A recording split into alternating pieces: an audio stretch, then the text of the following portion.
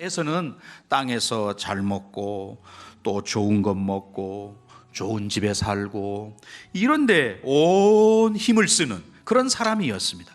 우리 예수 믿는 자들 중에도 물론 그런 사람이 있죠. 하지만 야곱은 눈에 안 보이지만 하나님의 그런 장자권, 하나님의 축복, 하나님의 함께하심, 이런 영적인 것들에 더 관심을 갖는, 그라고 해서 육적인 것에 전혀 관심이 없었다 그런 말은 아니죠.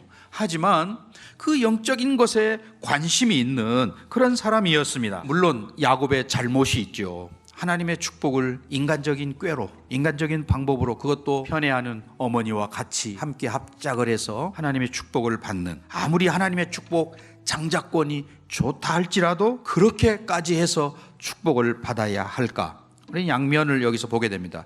이건 잘못이죠. 물론 틀림없이 잘못입니다. 하지만 또 다른 면에서 보면 하나님의 축복을 받고자 하는 그런 뜨거운 열망, 간절함이 그에게 있는 것이죠. 하나님 아니면 다른 데서 내가 도저히 이런 축복을 받을 수 없다라고 하는, 그래서 하나님께서도 그의 간교함을 물론 아셨지만, 인간적인 꾀를 아셨지만, 그거보다 하나님께서 귀하게 보시는 것은 정말 하나님의 축복을 전심으로 구하는 그런 자세, 그런 열정, 그걸 하나님 소중하게 본 거지요. 예레미야 29장 13절 말씀에 보면 너희가 온 마음으로 나를 구하면 나를 찾을 것이요 나를 만나리라. 하나님의 말씀입니다. 온 마음으로 간절함으로 하나님을 찾는 자세.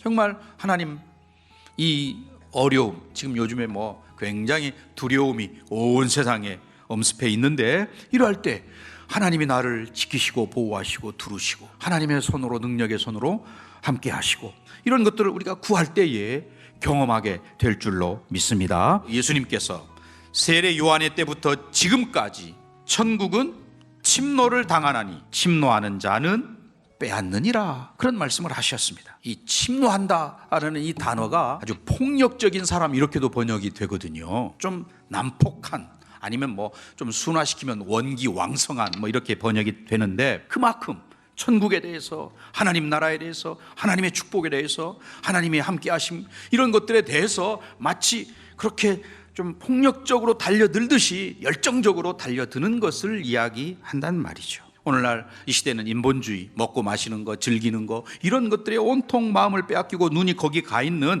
그런 시대 가운데 우리는 야곱처럼 하나님의 것을 소중하게 여기고 하나님의 축복을 갈망하는 그런 자세, 믿음이 우리에게 있어야 한다는 것이죠. 영적인 것을 귀하게 여기는 저와 여러분, 우리 온 성도들 되시기를 주의 이름으로 간절히 축원합니다.